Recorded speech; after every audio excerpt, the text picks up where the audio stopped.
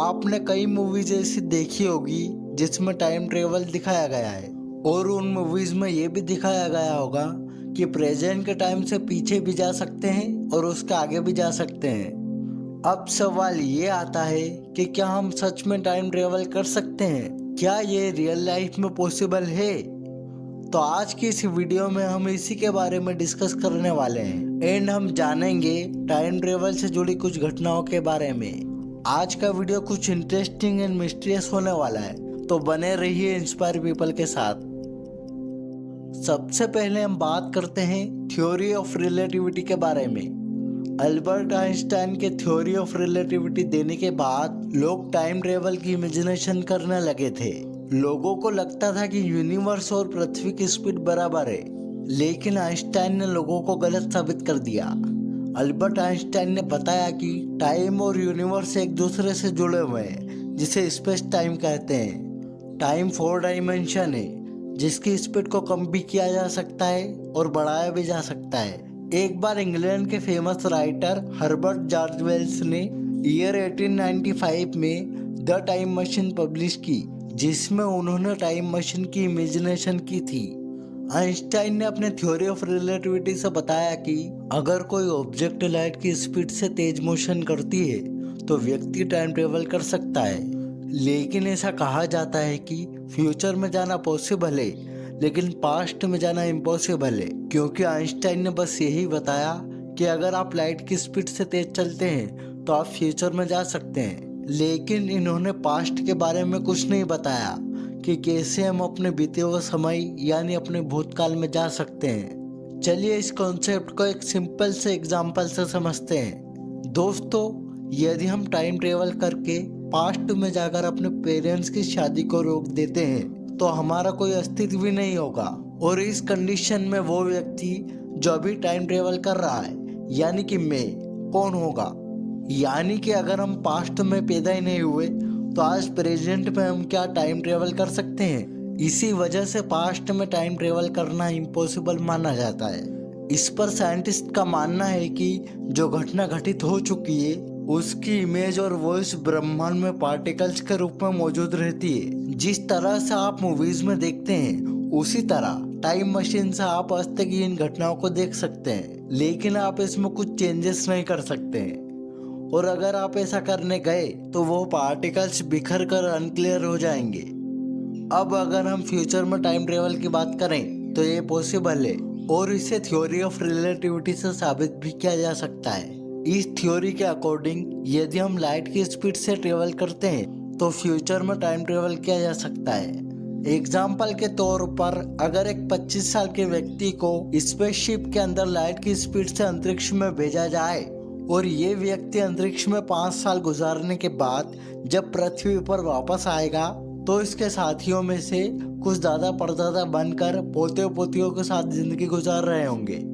अंतरिक्ष में 5 साल गुजारने के बाद इस व्यक्ति की एज 30 साल की होगी, जबकि इसके साथियों की एज लगभग 70 से 75 साल के करीब होगी।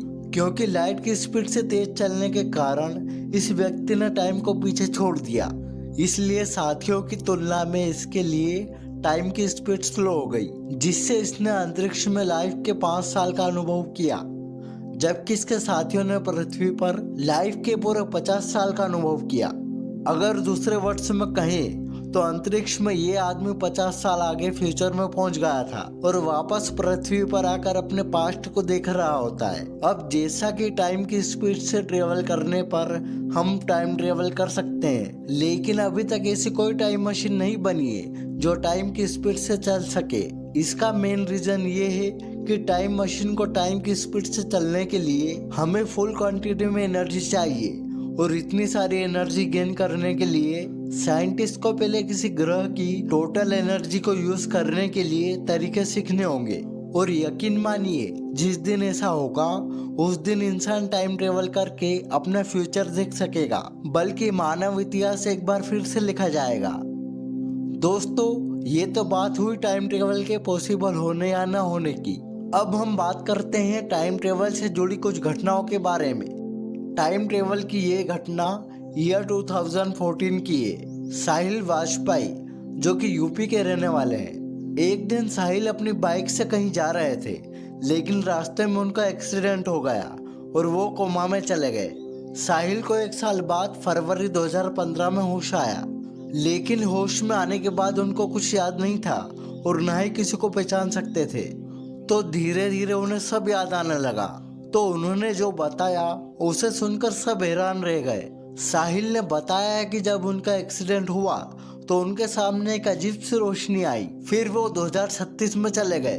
फिर साहिल ने बताया कि 2036 तक इंडिया में क्या क्या हुआ। उन्होंने कहा कि साल 2016 में चेन्नई में एक विनाशकारी तूफान आएगा, जो कि सच में ऐसा ही हुआ।